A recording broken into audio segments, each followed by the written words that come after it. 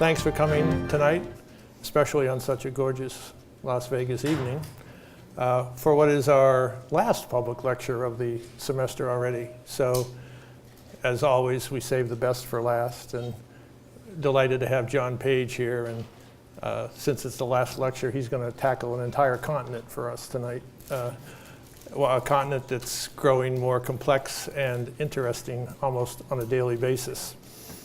I'm Bill Brown with Brookings Mountain West. So I will just give a brief introduction to our speaker, and we'll get on to the reason you're all here. Let me not forget to add, for those of you who might be taking notes, we actually already have John's PowerPoint up on our website, so don't give yourself carpal tunnel syndrome if you don't need to. They'll be there to refer to. We are thrilled to have John Page here. John's a senior fellow in the Global Economy and Development Program at Brookings. He's also director of the International Growth Center at the London School of Economics. And before coming to Brookings, John enjoyed a distinguished career at the World Bank. He also was a member of the faculties at Stanford and Princeton. He's a research associate in the Center for the Study of African Economies at Oxford.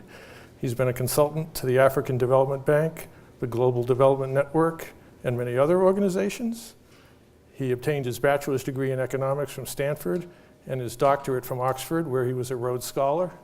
As you might expect from someone with that litany of accomplishments, he's a well-published, well-respected, well-read colleague. I had a chance to hear a little preview of this lecture, so I know that we're going to be both entertained and informed tonight. And I will turn the stage over to John. Thanks, Bill. And I think I'm far enough west I can actually lose the jacket. You know, in Washington, people don't take you seriously if you don't wear a jacket. They take you even less seriously if you don't wear a tie. I haven't worn a tie since 2008. I'm really doing well.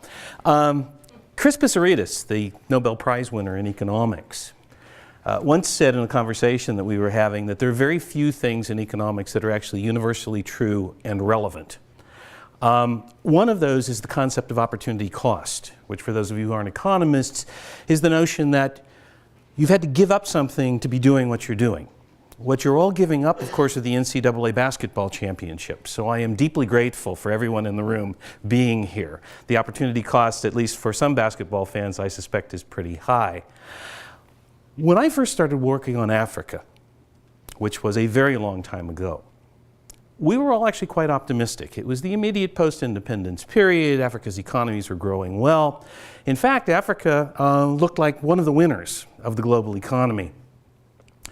We then passed into almost 25 years of Africa as, to use the economist term, a lost continent. Beginning in about 1995, things started to turn around. And by 2005, 2010, people were really beginning to say, hey, maybe there's something going on here. And even The Economist, very exceptionally for The Economist, actually reversed itself and started talking about a hopeful place, a new frontier market. And there's a lot of reason to be optimistic. It's actually the fastest growing region of the world right now, not in per capita income terms, but in gross terms. There's a growing African middle class. And the region has grown at more than 5% per year for the past 15 years. That's faster than the advanced economies. It also kind of sailed through the economic crisis of 2007, 2008. But a predecessor of mine is fond of reminding those of us who've worked on Africa, especially former chief economist for Africa of the World Bank, that over the period of the last 20 years, at least 4 of us have written books describing Africa's turning point. And I just put them up here for your sort of entertainment. The first one in 1989, where actually the World Bank and the UNDP got together, that's a very rare event, and predicted good things would happen in Africa as a result of economic adjustment. Another book in 1994 on reforms, results, and the roads ahead. My immediate predecessor in the World Bank, Alan Gelb, asked the question, can Africa claim the 21st century? And then there was this guy by the name of John Page who said, Africa at a turning point? Notice the question mark. I was hedging my bets, as oftentimes economists do. And the reason why I was hedging my bets is that there are some continuing worrying signs across the continent. And to my mind, at least, the deepest worry is that the sources of economic recovery in Africa have been good things, but I don't know whether they're sustainable things. The first is fewer economic mistakes, and this is really quite good news.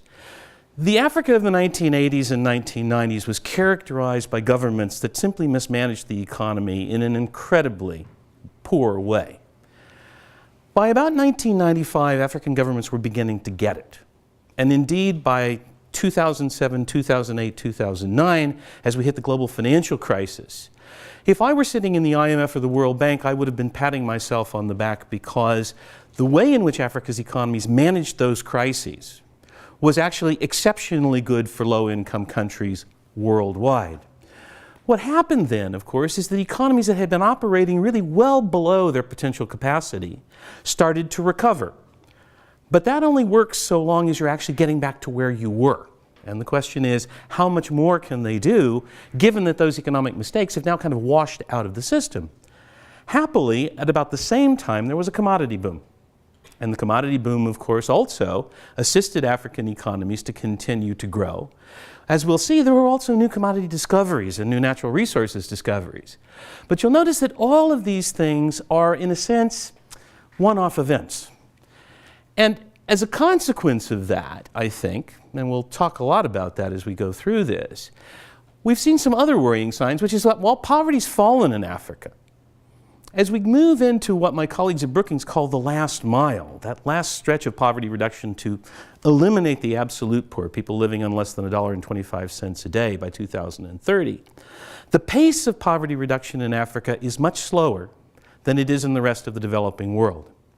Indeed, if you do the econometrics of it, what you find is that the elasticity, the responsiveness of poverty to growth, is lower in Africa than it is everywhere else. And we don't really know why.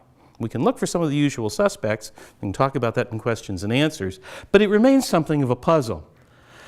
Poverty simply isn't falling at the same rate as in other parts of the developing world. And something that we need to keep reminding ourselves, Africa remains very poor. Even in comparison with South Asia, which is the other great regional laggard of the global economy, as you can see, since 1960, 50 years of economic growth and economic decline in Africa have resulted in an extremely low level of per capita income, and one that's remained quite stable. So keep in mind that these high growth rates that we see, and things that excite investors, may not be translating into jobs, they may not be translating into reduced poverty, they may not be felt by African citizens on the street. And one increasingly hears this. So what I thought I'd try to do today is do some extreme simplification. One of my former bosses, Callisto Medavo at the World Bank, used to remind me, and it was usually rather sternly, because economists have this tendency to paint with a broad brush, John, Africa is not a country. In fact, it's 54 or 55 countries, depending on how you count it. Every country is different. Every country faces unique challenges. But there are some interesting cross-cutting themes that come out of this story, and I want to talk about three of them. And I've just, for want of a better term for it, called them three African futures. The first of those futures is an African Spring. For those of you who've been following the news, the parallels to the Arab Spring might come immediately to mind. The second of these is something I call Nigeria Big Time. And I want to talk a little bit about the role of natural resources in Africa's development and the question of management of natural resources for growth. And finally, leopards and laggards, a scenario in which we start to see an increasingly diverse performance across countries among these 55, with varying degrees of success and failure, something that's been quite different from the Africa of the 1970s, 1980s, and even into the early 1990s, where people talked about a hopeless continent. I think we're going to actually see a whole range of new and different and exciting economic developments. Well, the African Spring begins with a proposition that we're really just, I think, beginning to understand, and thanks to some very, very good work that's been done by my colleagues at the African Development Bank. And that is that too many people are chasing too few jobs in Africa. About 10 to 12 million young people will enter the labor market in Africa every year across the next 10 to 15 years. Those people will be looking for decent work, for good jobs. They'll be looking for jobs that pay living wages, that offer some potential for training, and that offer some security of tenure, some security of employment. What we're finding, which is very, very worrying, is that the very most successful economies in Africa, the folks that are down here on this side of this chart, are the ones that have the lowest responsiveness of employment to economic growth. They're creating the fewest jobs despite the fact that they're growing the fastest. That is a worry because what that means is that people looking for work have to go somewhere. And they go one of two places. In the north of Africa, think the Arab Spring, they go into open unemployment. So you have very high youth unemployment, very high open unemployment, a large formal sector of the economy, but a lot of people looking for work. Interestingly, the mirror image is in the very south, the same thing happens.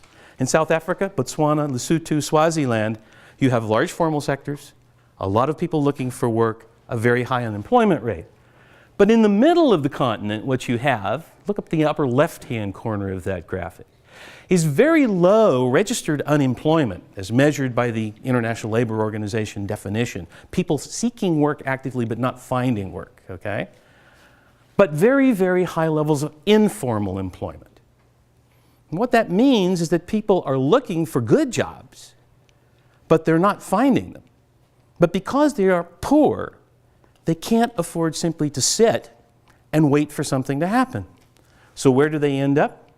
They end up in agriculture, in family employment, in other kinds of informal activities, and even in the stereotypical low-end services activities that we sometimes see in National Geographic specials or in CNN specials. Folks sitting essentially in a market or on the side of the road selling a box of chocolates.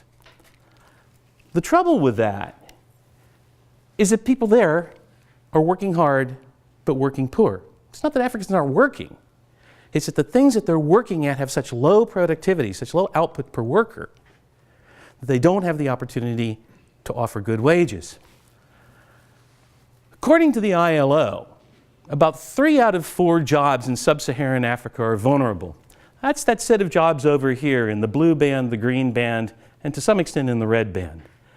These are jobs that have such low productivity and such vulnerability of employment that you don't know really from one day to the next whether you're going to remain in the job, and you're not quite sure from one day to the next whether or not your earnings are actually going to cover your daily expenses. About 80% of African workers are considered to be working poor. They're actually below the poverty line but still working, compared with about 40% of workers worldwide. And in a stunning parallel with the Middle East and North Africa, less than 1 out of 5 young workers in Africa finds employment in a formal sector job. 4 out of 5 new labor force entrants end up doing essentially what their parents were doing, working in the informal sector. To my mind, and that's why I call it the African Spring, the parallels with the Middle East, in particular with Egypt, with Tunisia, and with Libya, and now Syria, are unmistakable. I should tell you that I'm the only person who has ever been the continent's single chief economist. I was both the chief economist for the Middle East and North Africa and the chief economist for Africa south of the Sahara at 2 different points in my career in the World Bank. So I kind of span the continent in worrying about these things, and I wish I could be less worried about one part than the other. But unfortunately, it's not the case. Oops. Now, come on. I need to go back. I know what happened. I hope we can get this. This is the trouble with higher technology. It's an animated slide, and I need to go back to one slide before. Oop. Okay, there we go. I finally got it. The trouble is that in contrast with North Africa, and in contrast really with South Africa, for the middle of the continent, I'm not sure that we can find the solution to the employment problem using labor market policies. The kinds of things that people even like me recommended for the Egyptian government or the Tunisian government, the South African government, are things like matching young workers to jobs, subsidizing job training, having active labor market policies that try to put people into the labor force and make it more attractive for employers to employ them. To some extent, getting rid of some kinds of labor force regulations that impede hiring or keep people from hiring as many workers as they would like. The trouble is that in the bulk of the continent, that's not the issue. As Gary Fields points out in a very interesting book, which is called Working Hard and Working Poor, those kind of policies work great if you actually have jobs to find. But if you don't have jobs to find, then what you're doing is condemning people to further frustration by equipping them for jobs that simply don't exist. In the case of the middle of the continent, in the case of between North and South, the key issue is that domestic private investment has been the same since the 1990s. It quite simply hasn't been increasing. As you can see, it's about 10, 11% of GDP. Compare that with East Asia, which is in a sense the growth and employment success story of the world economy. It's about half of what we've seen there, especially during the periods when structural change was really moving along at a good clip. What that means is that the employment crisis for the Africa Spring economies is really an investment crisis. It's getting investors to get interested in Africa and getting them to invest in labor-intensive, high value-added type activities. Unfortunately, and the Economist was just reminding us last week about this, I guess now that they've become optimists, they want to sound a cautionary note, Africa still remains a high-cost, high-risk place in which to do business. Very detailed factory floor studies where you actually go in and measure the physical outputs that workers produce, you measure the value of those outputs, and you make comparisons between plants in various countries, tell us a very interesting fact. For making a standard low-end industrial product like the shirt I'm wearing, or even more so the t-shirt I'm wearing, factory floor costs in Africa are approximately the same as they are in China and India. Where Africa loses out big time is as soon as you walk out of the factory gate.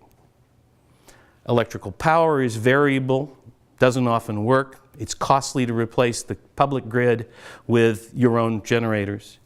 The ports are slow and inefficient. The road infrastructure is deficient. And it's very difficult, oftentimes, to do business with the government. So it's caused many of us over the years, and particularly those of us in the aid industry, to look at something that Nick Stern calls the investment climate. It's the physical and institutional investment environment within which you operate. And so the first order of business in trying to get toward the African Spring, or at least to avoid the African Spring, is to fix the investment climate. And the only point I would make here is that historically, economists, including myself, have spent far more time on the regulatory and institutional aspects of the investment climate than we have on two important physical aspects of the investment climate. And the problem is that I'm not sure we've identified yet which regulations, which institutions really keep investors from wanting to invest, because when you look at a country like Vietnam, and you look at the extent of regulation and you look at the extent of institutional inefficiency, and yet you look at the rate of investment, you say, well, institutions can't be the whole story. And maybe we haven't got the right institutions right. Somehow the Vietnamese have managed to work around some of their problems. But two things that really bite are infrastructure and skills. On every evaluation of infrastructure, Africa ranks 20 percentage points below the rest of the world in terms of the infrastructure that's available if you're an investor. It's especially bad in two areas that are absolutely critical if you want to compete globally: electrical power and transport. Closing that infrastructure gap is an enormous fiscal drain.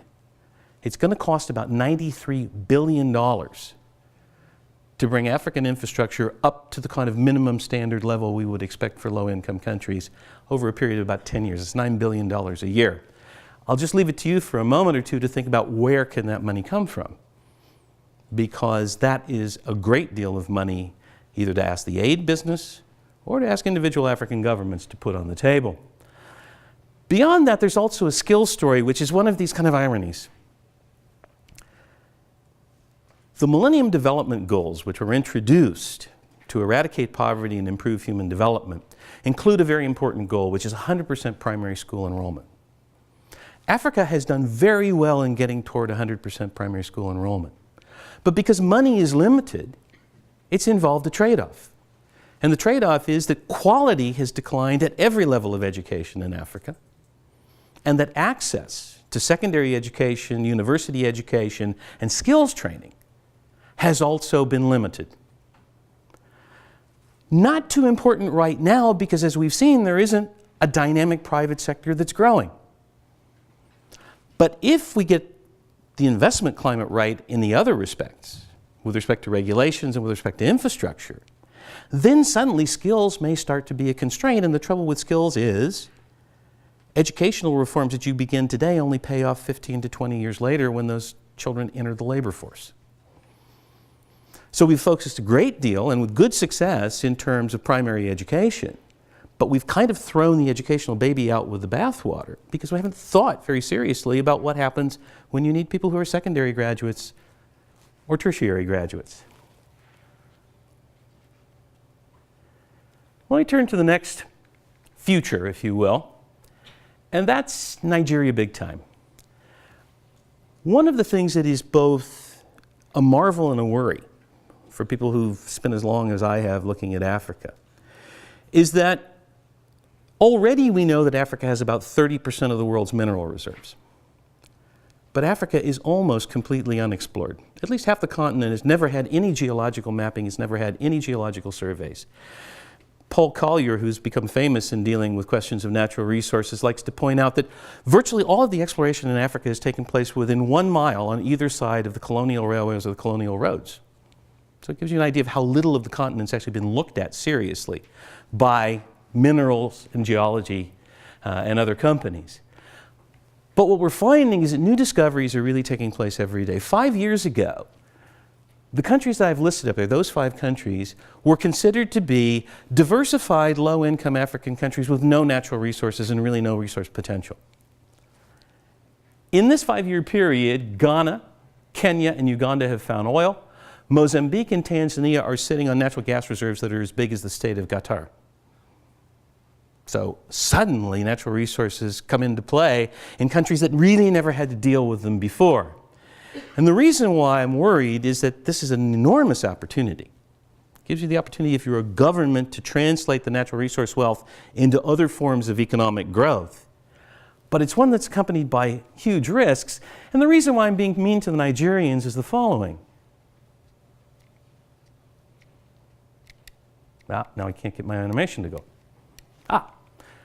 Oil revenues per person in Nigeria started at about $30 a person in 1965. Today, they're over $300 a person. Remember this poverty head count thing. Absolute poverty is about $1 a day. If the Nigerian government wanted to completely eliminate poverty, it could hand out a check to every Nigerian citizen for just the oil revenues per person, and it would have zero poverty, essentially. But this is a stunning, if I can get it to come up. Whoop. Income per person has been the same in Nigeria since 1960. Where's it all gone? Through a combination of corruption, mismanagement, and just simply poor economic choices, Nigeria has completely wasted nearly 50 years of petroleum revenues. You can imagine what economic policymakers in Tanzania or Uganda or Kenya are saying today, and I'm very pleased that they're saying it, which is, we really don't want that to happen to us. We need to think about how we change the way in which we do business as resource-rich economies in order to avoid this. I think I may have to go back and use the clicker.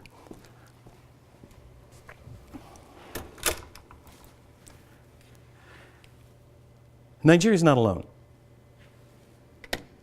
Across the continent, Angola, Equatorial Guinea, others, this is the track record. More income inequality, less spending on health care, more child malnutrition, lower literacy, the non-oil economies at the same level of income. Okay?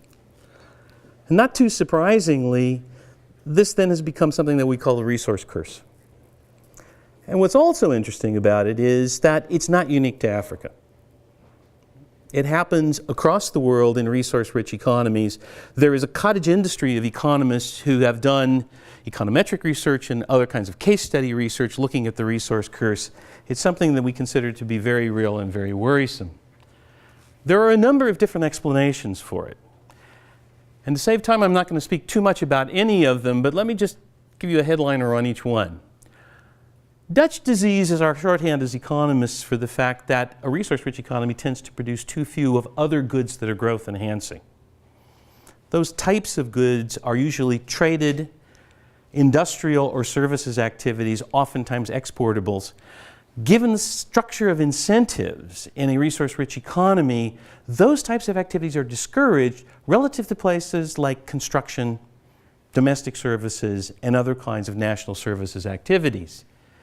Volatility, well, at least the history of resource-rich economies has been, is to spend when times are good and spend when times are bad, but not to save.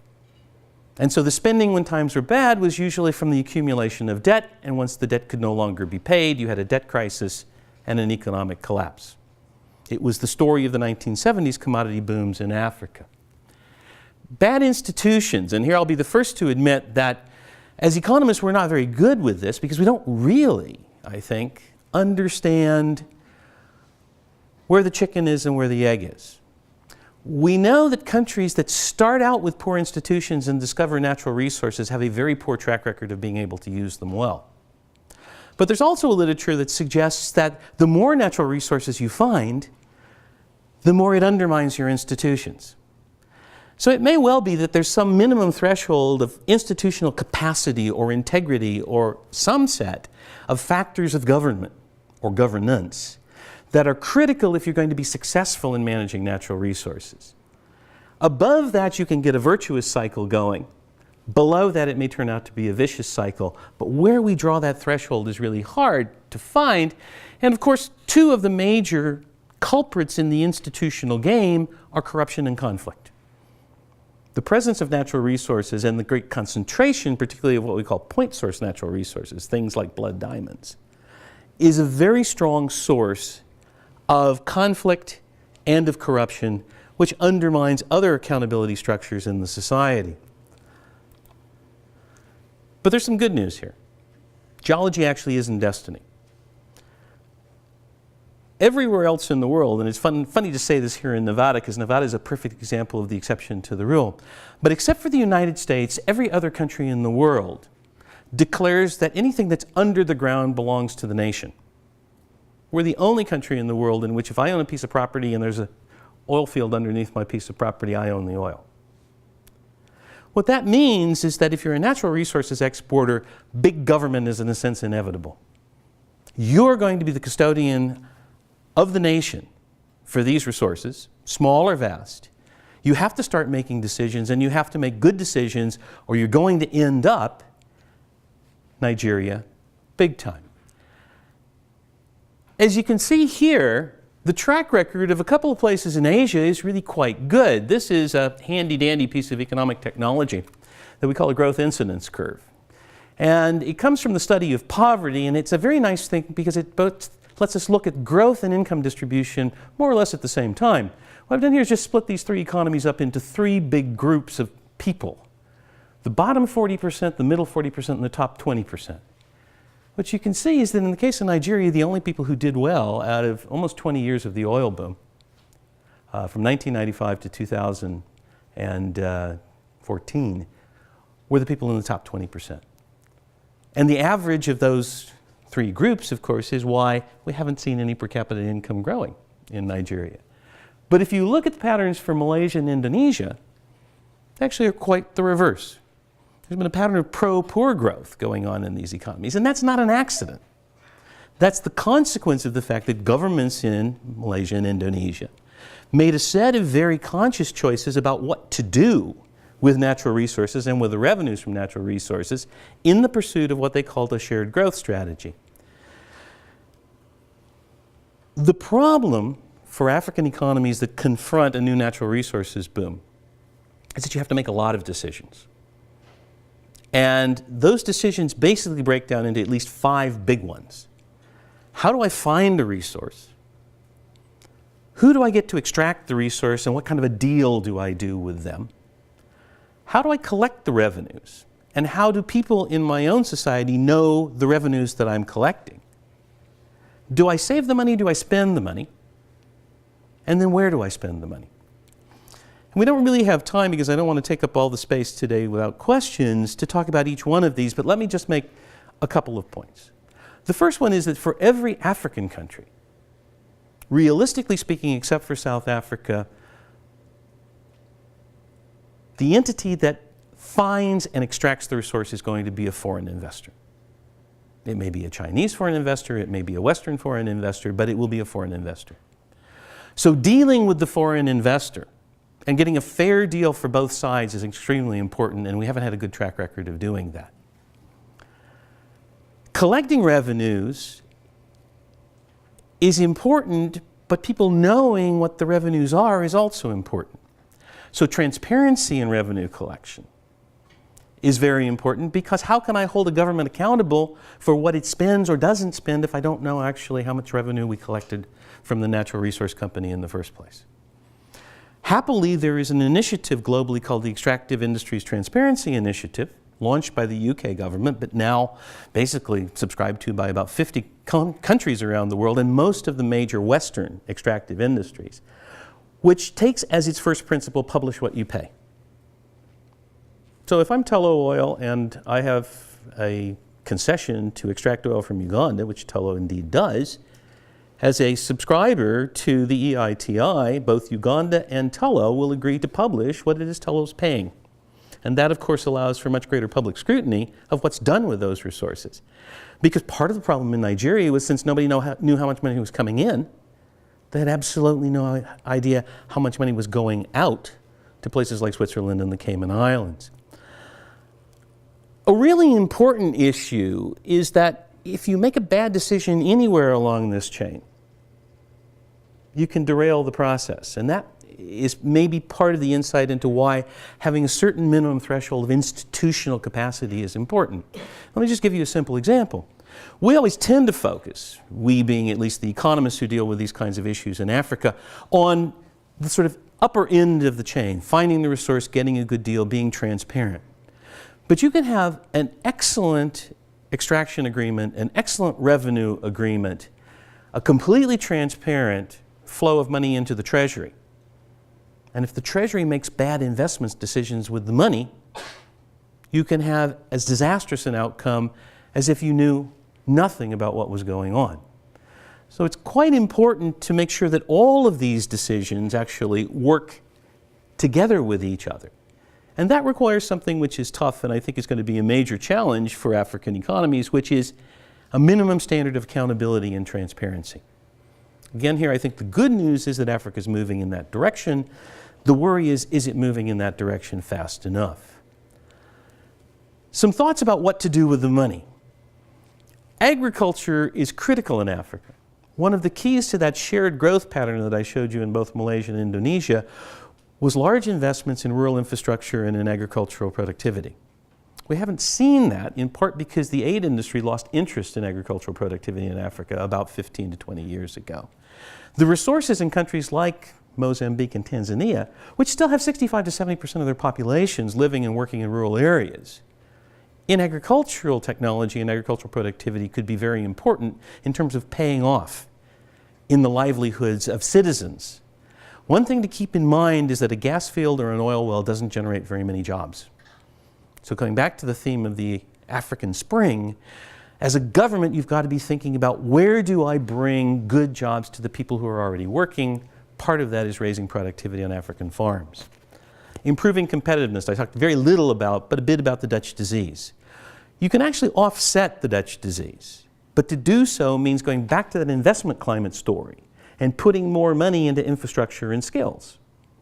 But again, governments need to, A, have done a good job in that decision chain in order to have the resources to put in, and B, they need to be very, very careful about where they spend their money. Trade-related infrastructure is very important in Africa because it connects you to the rest of the world, and Africa, unfortunately, is deficient in virtually every aspect of its trade-related infrastructure.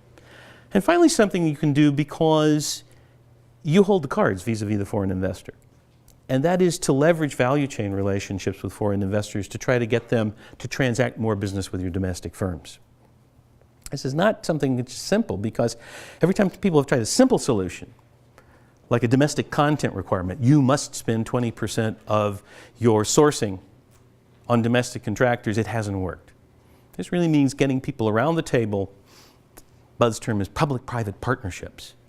But getting people actively engaged to say, where are the capabilities in this economy, where can they be strengthened, and how do we make it attractive to the foreign investor to become part of a value chain process that increases the capabilities of our own firms. Leopards and laggards. I spent a lot of my mid-career in the World Bank working on East Asia. And one of the things you can't escape when you work on East Asia is the fact that economic progress in East Asia has been characterized by what the Asians themselves call the flying geese. First Japan, then the Four Tigers. Now we have Malaysia, Indonesia, Thailand. Vietnam is emerging. Now people are talking about perhaps Myanmar or Burma. So what I think we're going to see in Africa in the next 15 years is a group of African high performers emerge. And those high performers will be countries that have gone through a process of structural economic change that thus far has not taken place in Africa. And those that succeed in doing that will be the leopards. Those that fail in doing that will be the laggards. Why is this structural change stuff important? Because it is the little bit of extra advantage you have as a poor economy. In poor economies, the differences between sectors in terms of output per worker are very, very large. Remember the diagram with a very long, flat green bar with extremely low productivity in agriculture and a very high spike at the end. Advanced economies aren't characterized by that. But in the transition from low income to high income status, reallocation of labor from low productivity to high productivity jobs is really one of the primary engines of growth. And it's a little bit like getting something for nothing. Because we believe that growth essentially has to come from one of two components, accumulation or productivity change, one way to think about it is it's like being on an escalator. If you're in an escalator and you're going up, and you walk up the escalator, you get there faster than the folks who just ride. The walking part is the accumulation, the riding part is productivity change. But what if you make a mistake and you get on the down escalator and you try to go up? You still get there in the end, but you may be so tired by the time you got to the top that you wonder whether or not the trip was really worth it. That's the kind of offsetting part of having productivity change work counter to the accumulation process in economic growth. And the worry in Africa is that for about the last 20 years, that's exactly what's been going on. Africa has been going up the down escalator. Within sector productivity has been going up, but as a share of the labor force, workers have been moving into lower and lower productivity employment. That's the counterpart to the African Spring of increasing informality and increasingly vulnerable employment. It has its expression also in a failure to create good jobs and in a reduction in the overall rate of growth. Bottom line is Africa needs industry, and it doesn't have it, and it's been losing it. And the question is, how then can Africa get it?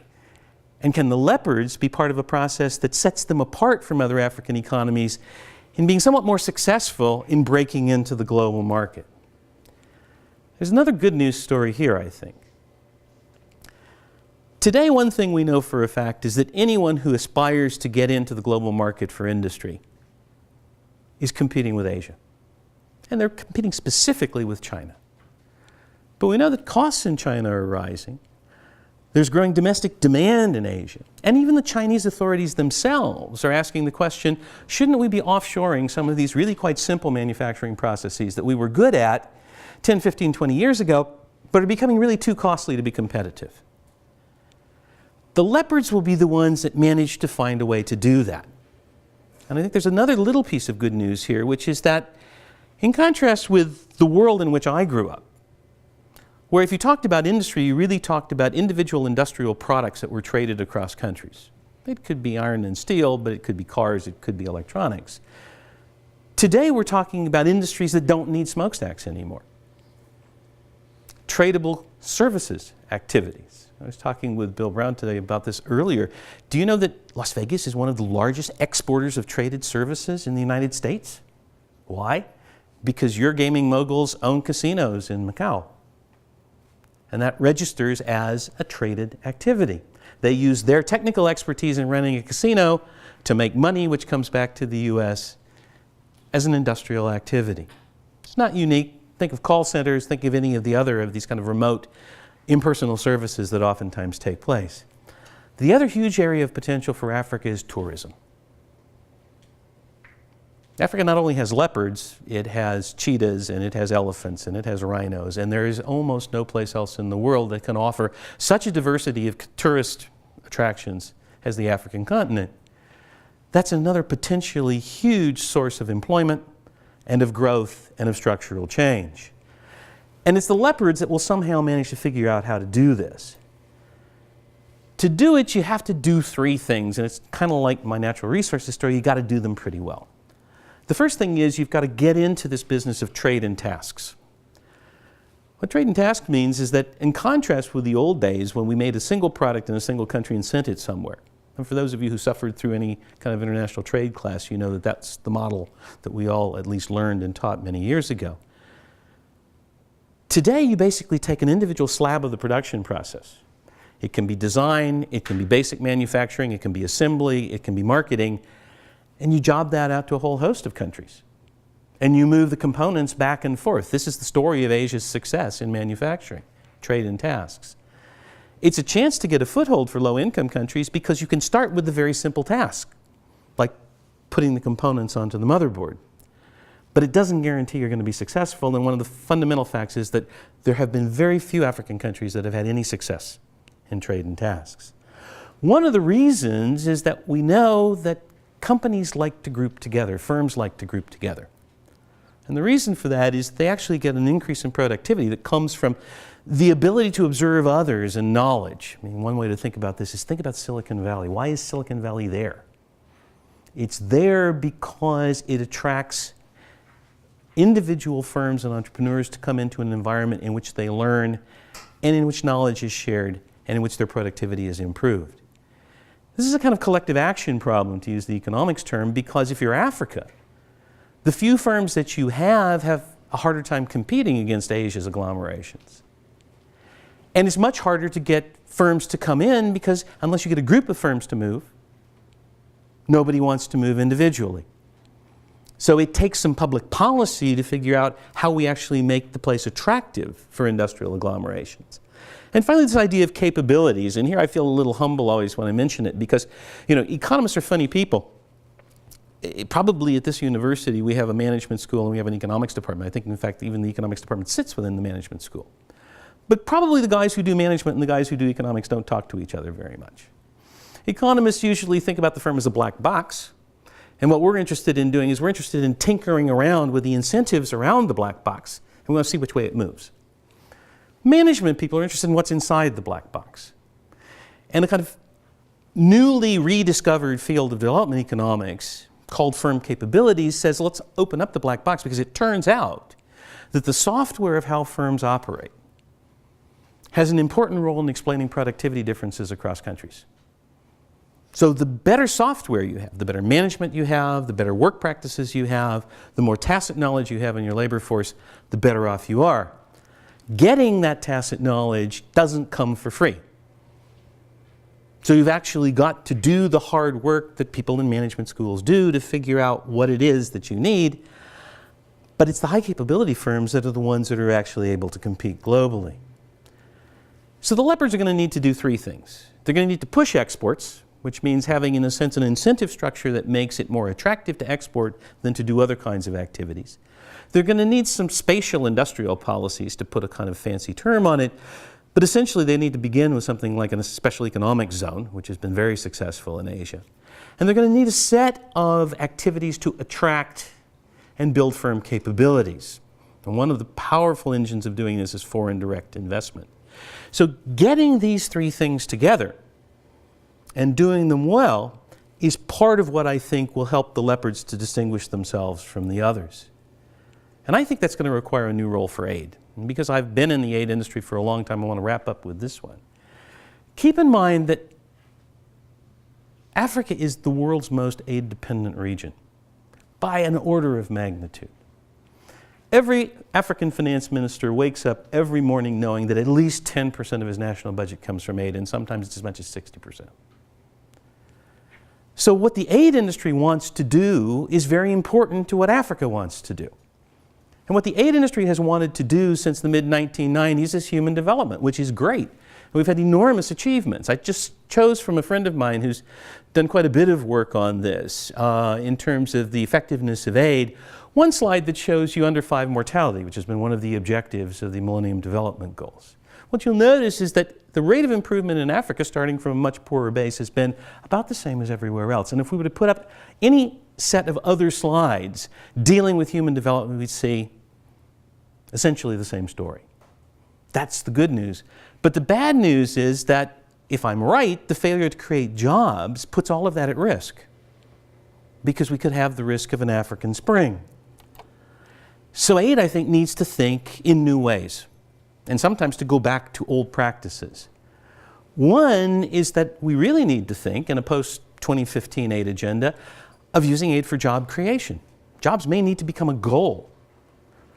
Paul Romer, the famous economic theorist, once very seriously proposed that we should stop measuring economic success and development by growth of GDP and start measuring it by a criterion of growth of good jobs. How many good jobs are created? And that may be a little bit far-reaching, but at the same time, it makes a lot of sense for opening a dialogue. Linking aid to trade. Remember, we talked about an export push and the success of exporters. Unfortunately, trade ministers and aid ministers never talk to each other. And that's true whether it's the United States, the OECD, Japan. I suspect in China it's the same problem. Now, sometimes in political debates we hear people talk about aid versus trade. Oh, well, we don't need more aid, we need more trade. The fundamental reality is, when you look at how well Africa has done, at least, when it's been given opportunities to have access to the US and European market, the so-called supply response has been quite dismal because of all the other intervening factors that I was talking about.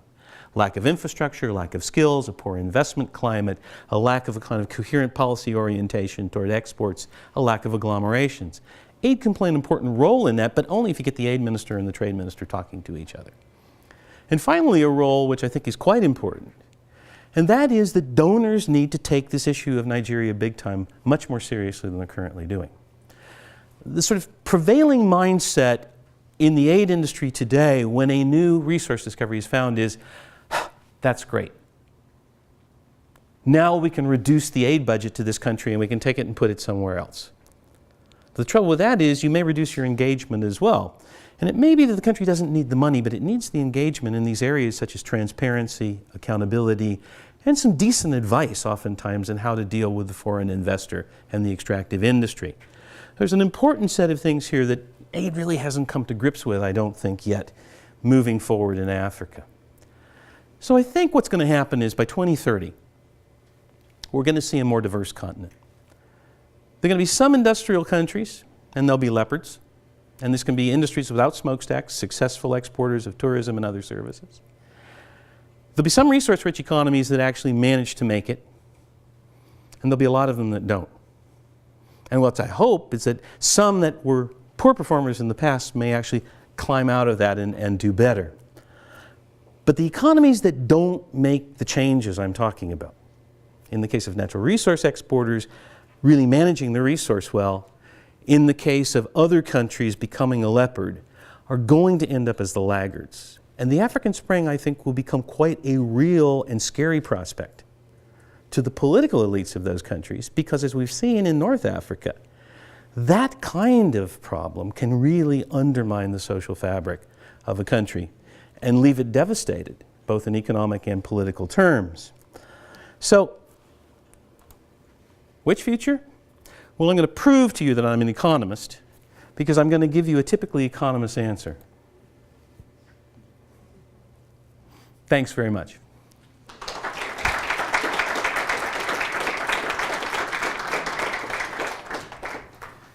Thanks, John. I hope we have a couple of questions we have some time for, or comments, reactions. Anyone care to start us off, sir? What effects do some of the cultural and social problems that are occurring seen on a day-to-day basis in Africa having on growth? This is another one of these strange circular issues, I think. I'm not a big believer in cultural explanations for differences in economic performance, and I'll tell you a little story as to at least one of the powerful anecdotes as to why. In about 1957, the United States sent a distinguished delegation of economists to East Asia, and they did a survey of the emerging Asian economies and came back and they had their leopards and their laggards, or their tigers and their laggards. Among those that they said were the most hopeless cases was Korea. And they said, oh, Korea is hopeless. It has these Confucian values, which means that people don't want to work hard, they're not entrepreneurial, they don't do anything that's going to kind of make them stand out. They have a corrupt and inefficient government and poor institutions. And quite frankly, they have no resources, so there's just no way that they're going to be able to develop. Well, of course, we know that that wasn't true. The Koreans were somehow able to change themselves. At the same time, we do know that Africa is the most fractionalized part of the world in terms of, micro-ethnic groups, tribes, what have you. One of the things we do think we know in development is that as you get richer, those kinds of differences become less important. But those kinds of differences can keep you from getting richer. And I think this is when the economists have to kind of step back from the center of the stage and say, well, wait a minute, politics matters. I think what we're seeing in Africa is where you've had political leadership that said, we need to build a nation, countries like Tanzania or Ghana. You've seen the ability to kind of get away from that. Then you get some economic progress and then it becomes less important. Where politicians have actually played up those differences, like in Nigeria or in Kenya, then you've seen that even though they've got well-functioning economies, it's been hard to kind of keep them going. And so I don't think as an economist we have all the answers to this story, but I do think that the politics of it are important. And I think this idea then of also having some models, of having some countries where, as I can look at my near neighbor and see that they're being successful, maybe they're having a way of dealing with these differences, I can insist that my own government, my own political elites address them more straightforwardly. Whereas if we say, well, you can do what Korea did, the answer of most African politicians is Korea's a long way away and they're Koreans. But if it's Uganda and we're looking at Kenya, that's a very different sort of a story, I think. Sir? When you had that number, like you had like 33, and then you had 300 and something? 327 or something like that, Yeah, yeah. something like that. So you said that is what the government can give to each person in Nigeria, right? That's oil revenues per person. Right. And what it is now. So you're saying that they're not getting that because the government is not doing what they're supposed to do? Well, I mean, it's a thought experiment to say they could give it to them, right? About the only place I know of in the world where the government actually hands out the oil revenues to individual citizens is the state of Alaska. So anybody who's thinking about, wanting to get a check, you can go up there and that actually happens. Although I do have some colleagues in Washington who are seriously proposing this for governments in Africa and in other places as well. But the point is, conceptually speaking, in the Treasury, there's $327 for every Nigerian citizen. So if they didn't want to spend the money on anything else, they could just write a check to every Nigerian citizen, and every Nigerian citizen would be $327 richer. And you're saying that as far as like all of the resources that they have, that Nigeria is sitting on, that there's no one to actually like get it going for them? Well, I think in Nigeria's case, three things have happened, really. The first is that, they've had governments that just have stolen big time. I don't know if you've seen the headlines, but they've just uncovered the latest, $500 million worth of stuff that one of the former military dictators' family is still keeping offshore. And that's after they'd already recovered something like 380 million or something on that order in Obasanjo's government. So part of it is the crooks just took it. They took it out of the country and they used it for their own purposes. The second part is that they went through these kind of cycles of spend and borrow and spend and borrow. Well, when you borrow, you got to pay back. So in paying back, they had to use new revenues in order to compensate for the fact that they had already spent money they didn't actually have. So that kept them from making new investments in more growth-oriented kinds of things. And then he just made some really bad investment choices. Because of the federalism in Nigeria, a large proportion of the money is handed out to the states. And so you had at the national government this problem of corruption and inefficiency. And then you take it down to the states and you have a second problem of corruption and inefficiency. So that's why, I kind of titled this section Nigeria Big Time. If that happens in a lot of other countries, there are going to be a lot of really angry Africans in 25 or 30 years, just as there are a lot of really angry Nigerians today. I mean, finally, for the very first time, we're seeing quite a bit of political support to the current minister, Ngozi Okonjo-Iweala, to clean this up and get it right and get it going for the first time. But there were just a whole set of really bad choices that were made. And what it means is, you see, if you have a depletable resource like oil or gas, that's a natural asset. All of you have probably heard about green accounting. That's where you put the costs on the ledger side, but you also need to put the assets on the ledger side of national income accounting.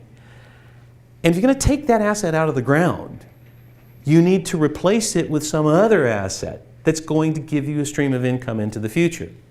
If you don't do that, if you spend it in civil service salaries, if you allow people to be corrupt and steal it, that just cuts the basis for growth out from under the economy. So in a sense, every Nigerian can look today and say, you've spent my national patrimony for the last 50 years. Are you going to fix that problem? What are you going to do about it?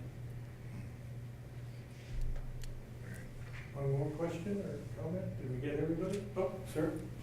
Yeah, quick question was, I believe you mentioned that mid-1995 to 2005 period, there's been able to see economic growth in this country. Is that time spent enough to be able to say that there's been economic growth in Africa? Yeah, I mean, I think we're now up to almost 20 years.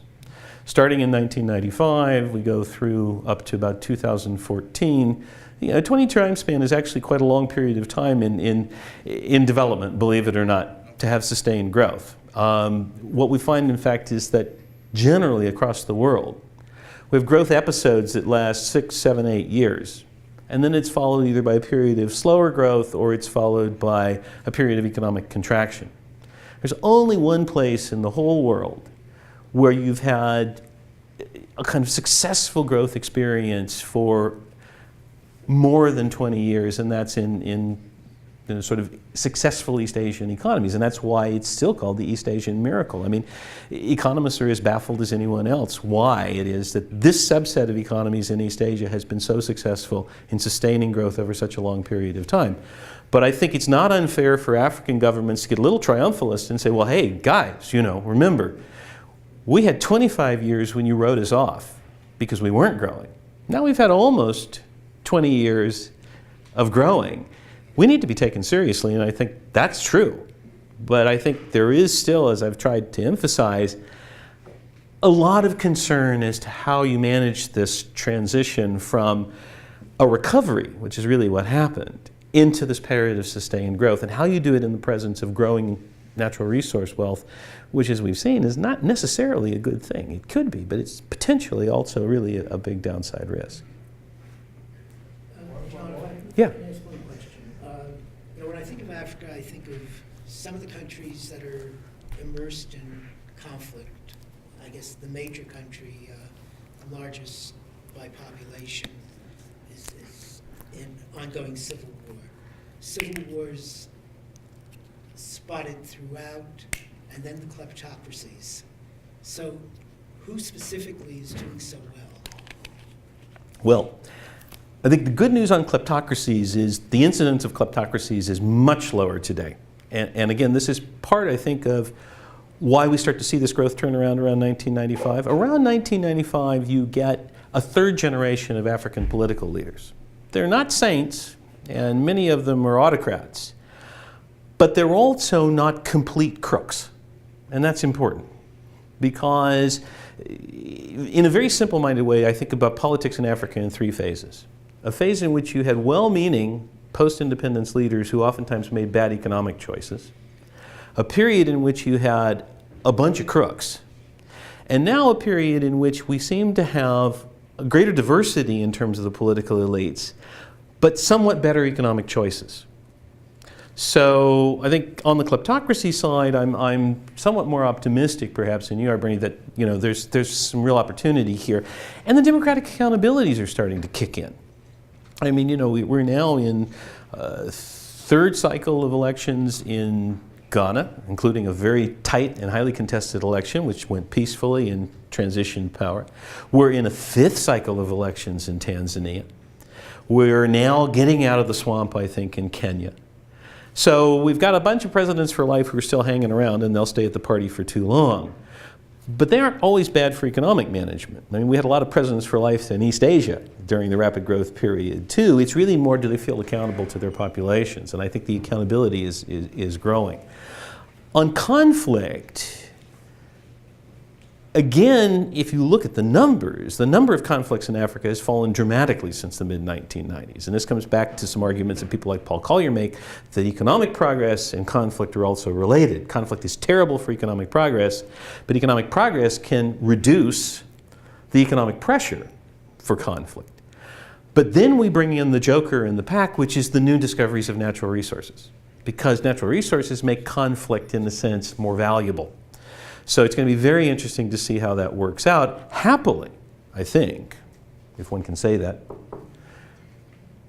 since most of the new resource discoveries are in East African states that tend to be better governed, at least we're sort of in a better position than we would be if it were a major new natural resources discovery in a place like Liberia or Sierra Leone or, God forbid, in the Central African Republic. But those are going to happen. And when they do, then we're going to have to see how that's managed. One last question? Yeah. In recent years, China has been a big investor in African states, and I was wondering, do you think these investments would act more of as an enzyme for the economic growth or more of a dependable aspect? China is a really interesting puzzle. I actually am probably in the sort of, how shall I put it, the pro-Chinese fringe. I think the Chinese bring a couple of very important things to this equation of the new Africa. The first is that they bring a very recent experience of being a low-income country themselves. So, as contrasted with the kind of dominant interlocutors the Africans have always faced, the French, the British, the World Bank, these guys can actually legitimately sit down, and they did in the 2006 Africa Economic Summit in Beijing, and say, 25 years ago, we were where you are now. We think we've got some relevant ideas to share about what you should be doing, and we don't necessarily think they're the same ideas that those folks who sit in Washington or in London or in Paris have. And as an economist, I should be very happy to see competition, because competition in the world of ideas is just as important as competition in the world of business. So the fact that the Chinese bring something new and a new perspective, I think, is very, very good. They also bring resources. And they bring expertise in certain areas that the traditional donors have not been interested in. Go back to this idea of industrial zones. It's very hard to find a traditional aid agency in Europe, the United States, or even in the World Bank who's interested in a special economic zone. But the Chinese believe that that was a major part of their economic success. So they've gone around Africa building 10 new zones, putting a lot of effort into it, and recruiting firms to come into those zones. So I think that's very good and very relevant.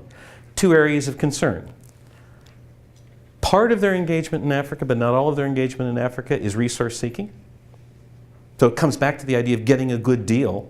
It's just as bad to sign an intransparent agreement with the Chinese National Petroleum Company, although it may be a state-owned firm, as to sign it with Tullow Oil or to sign it with somebody else. Yeah? Quick question about that. Earlier you said publish what you pay. Is that the government letting that group in, or is it the companies? Has to be all the parties. If you're going to do the EITI, it has to be the companies and the host country government that agree that this is going to happen. And what you want, it's like a seal of good housekeeping, basically. What you want is to be admitted to the EITI as a full member. People who are vote on whether you get to join their club. And then what you're required to do is make every company publish what they pay. The Chinese have not wanted to play, so they don't do it. So one of the questions is, are you really getting a good deal if the Chinese build a road or they build a stadium and then you give them a concession on a natural resource? We don't know, so that's a worry. The second worry is, and this is something that's always raised by the OECD governments, and particularly it's always raised by the former colonial powers. Oh, the Chinese don't care anything about governance. They don't have any political conditionality. They don't care about accountability. They'll just do a deal. Well, again, I think competition is a good thing. The other side of that coin, which oftentimes the aid industry doesn't see, is that, and it came very forcefully to me when I was at a meeting with President Benjamin Mkapa, the former president of Tanzania, is the degree to which African leaders resent being told what to do by aid donors. And you know, he basically said to me, John, he said, when you used to come to Tanzania, I couldn't tell you what I really thought because I knew I had to be polite with you because you were big cheese in the World Bank. He says, now I can tell you what I really think. You guys are just a bunch of arrogant little snots, is basically what he said. One thing that the Chinese bring to the party is a very different approach. So we got to keep in mind that where you stand depends on where you sit. Just to finish up with the story, I was in a panel with Mkapa's successor, actually, President Kikwete. And somebody raised their hand and said, you know, President Kikwete, what should the kind of OECD countries, what should the rich countries do to help Africa manage the Chinese in Africa? And he smiled and he said, absolutely nothing. Don't touch it. He said, we Africans have to manage the Chinese. He said, I will remind you folks, and this was in Cape Town in South Africa, right? Huge crowd of people from all the former colonial countries. I will remind you folks that when you were our colonial powers, you were doing all the same things that you are accusing the Chinese of doing now. He said, we had to learn how to manage you, so we're going to have to learn how to manage them. But it doesn't do us any good if you decide to step in and try to manage the relationship. We want to do it ourselves. We have to be accountable. We have to step up. And I think he was right. So it's not going to be a uniformly happy story. And it's not even a uniform story in the sense that the Chinese always know what they're doing. Some parts of the Chinese government do things that other parts of the Chinese government don't like. But I do think they're important. They're going to be a major actor. And the rest of us are going to have to learn to deal with it, both on the countryside in Africa and on the aid side in the donor community. Thank you, John. Thank you for your attendance, your questions. If you have an unasked question, we'll be around for a few minutes. I don't have a commercial to make for our next lecture since it won't be until September, but stay tuned. We'll be announcing a whole slate of colleagues coming out and speaking on important public policy talks next fall and spring. Enjoy the night.